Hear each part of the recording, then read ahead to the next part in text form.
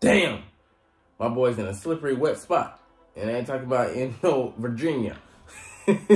Muichiro, boy, how you gonna get out of this water prison? Because he's looking awfully similar to Kuwabara. But man, you ain't got no jigging toe or dimensional sword to get you about this shit. So how you gonna get up out of this dimension before you get sent to the next one? What's up, it's your boy Cintron. Come back at you with another reaction video. And I kid you not, it's my real name. Man, this episode is lit, man. So much action-packed stuff is happening, man. So we're gonna start you from the top. Man, we start out with your boy Muichiro running with the kid with the mask on. I don't even know the little name. You know what I'm saying? But he's trying to find, Mr. K. Forgot his name. Commodore, Commodore, 1960s, whatever. It ain't that. But anyways, he's trying to, find a dude so he can save him, because he's thinking about more than just the top tier lives, just the chief or whatever. And we're gonna get to that later in a little bit. But he actually, comes upon him and he saves him from this, the fish demon, who's a creation, apparition of the vase, the upper 5-level demon, his avatar, whatever. Basically, but man, like these dudes, they're coming out the woodwork, man. They all over the village, wrecking. And man, he looks at his sword. He's like, man, it's all chipped up to hell. We need to get this fixed. Do you have a sword for me? I do. Been working on it. Actually, Tanjiro did you a solid and made sure your shit was priority instead of, thinking about just his. Shout out to Tanjiro, man. Put some respect on my name. So I mean, it's good. He good. And he realizing that, man, Tanjiro, like, he really respects him and whatnot. But the demon, the vessel dude, he's waiting to ambush him. So he's like, hold on, slow down, roll. He's like, what you pulling at me for, bro? The dude is over there, waiting to try and get you. He's like, what's so important that you try to get me in this shed? And he shed some light on what's going on. He's like, we're trying to wipe you niggas out.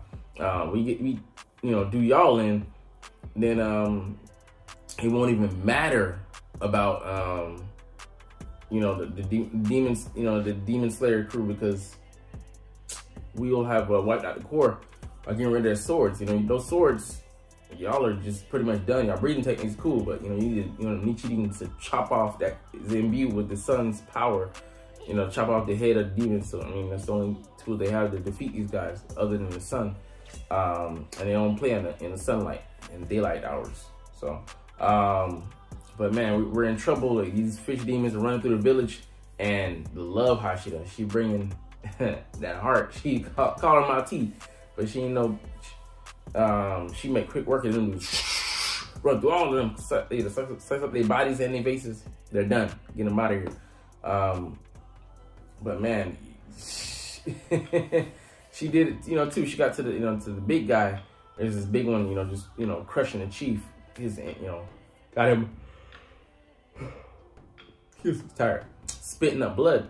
So she deals with him, and slices his vase. Hit the first, her first breathing technique. First love. It'd be his last love. Cause he getting the fuck out of here. My heart didn't even flutter for dudes that do evil. I don't love people and put people first like that. So she get him, get him up out of here. He's done. And yeah, man, it's interesting to see, like, they were struggling with him, and lots of he did, and lots of the demon core, the other guys who just are helpers. They're not really battle tested, battle ready. But man, they got dealt with. Interesting thing that we get back to the scene with the fourth demon, who can split into 4 clones who are pretty powerful. Splits further than that, he just weakens himself. But yeah, we're dealing with, they're not Tanjiro them out. And I'm like, why y'all ain't deal with him? Why y'all just let him, let old boy get back up? That's dumb of y'all, because this dude, he's not gonna stop. And we see Nezuko come too, and she's carrying his body. Then they get knocked out, again, and knocked down again by that fan. They got some powerful weapons on deck, man. They got the lightning shocker. It gets them, spiked up. And I ain't talking about the blood alcohol level. And yeah, they're just out, you know, out for, you know, the count. And this time Tanjiro, he doesn't lose consciousness, you know, but he realizes what happened, that Nezuko carried him. Now he's got to carry her. He's trying to get out of there, you know, run through the building. They hit that Naruto, you know, what's his name? Your boy's wife jutsu. That fan, man, just destroying everything, like, you know, like a wind, god level, you know, stuff. And then there's all the panels and stuff at the house coming out. They get in with the last one, and man, it just blew the house completely out the framework. So I laid waste, and then, you know, man, Nezuko's holding the Tanjiro's sword. I'm like, let that shit go, girl. Like, you know, he's not gonna slice you, but you're gonna lose fingers. And that thing, you know, other than demons, because you can regenerate, but you know, you are a demon, and that thing will end you. You know. What hell? Yeah, you know, she gets to. I mean, they get blown out the frame, but luckily it gives them some cover, because you know the demons are just searching through, and there's 3 of them. You know, the Egyptian looking mixed beast with wings and then talons, and then, you know, the guy with the fan, and the guy with the, you know, shuriken, who was the Inuyasha character, Miroku. But they're searching for him, and like, y'all can't find him. Y'all better find him, because man, you let him get some time to put a plan together, he gonna end you niggas. And let's go hold into the sword. I'm like, why are you holding on to this shit, man? Let this shit go. And then we get back to the other Vivase dude, and you know, he's fighting, you know, Muichiro. Them dude is just sick, man. He's freaking sick. You know, the bodies that he took, then the dudes that he killed. I'm thinking, oh, they still alive in the pot? They can't be, because I mean, they're coming out the base. So he's, you know, he's got to be manipulating them some kind of way. They're screaming out and stuff like that, and it sounds like real. It's like I manipulated and not reincarnated, copied, basically emulated. I'm able to emulate their death throes. I'm like, you sick motherfucker. He's got them tied up to a sword, and he twists the sword, and like they cringe, and they look like they're real. And the 2 swordsmiths are reacting to that, because I mean, those are brothers. He left the mask on. It's like, it looks ridiculous and makes him look like absurd and strange and weird.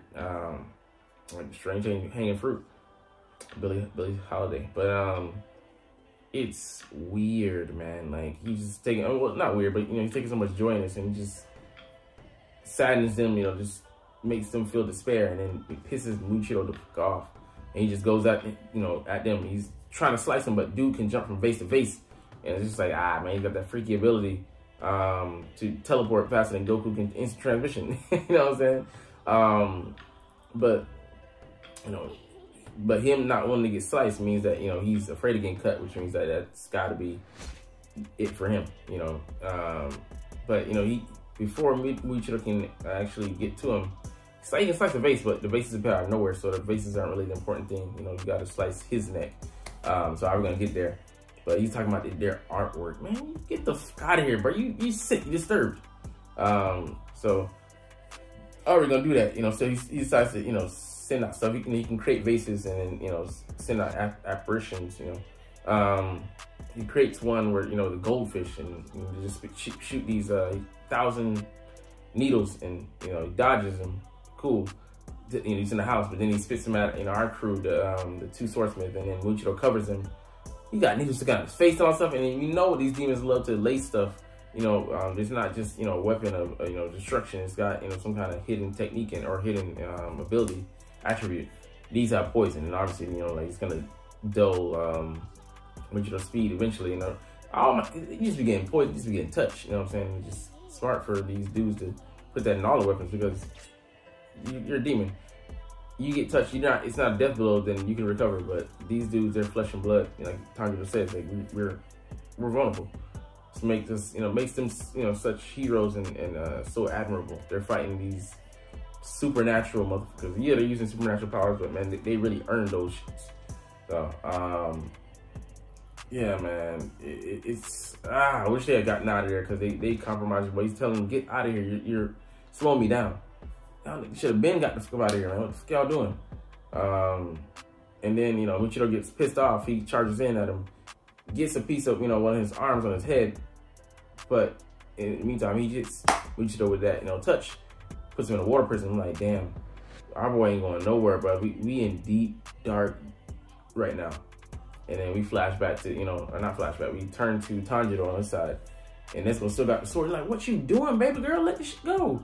And she's bleeding. And it's like, he's get a flashback to, a samurai having a red sword. It's like, oh, because the sword turns, pink, flame. And it's like, we don't know if it's the same ability. We don't know anything about this, but we know it's going to turn, turn the sword red. And that's what we want, because that means it's imbued with that special power right now. Got that special, that souped up cool bar sword. So we finna cut through demons like a muff. And then, he goes out and finds them, and then we get, the demons looking at like memories of Muzan. Like, there's one guy, we saw the, forget your boy, what's your boy's name? And he's like, yeah, man, I'm,